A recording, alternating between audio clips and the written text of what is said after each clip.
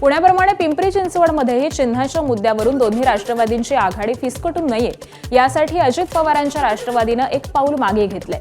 शरद पवारांच्या राष्ट्रवादीनं तुतारी चिन्हावरती लढण्याचा निर्णय घेतला तर आम्ही घड्याळाचा हट्ट धरणार नाही असं अजित पवारांच्या राष्ट्रवादीचे शहराध्यक्ष योगेश बहल यांनी स्पष्ट केलं।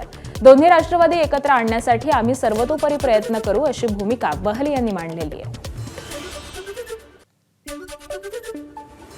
चिन्हावर आघाडी फिसकटायची शक्यता नाहीये। नाही, त्याचं काही कारण नाहीये।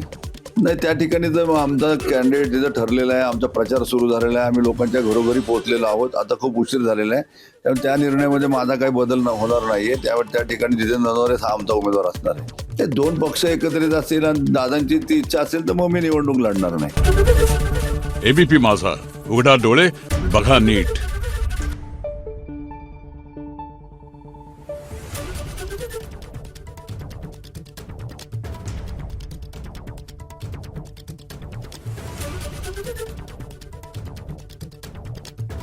Thank you.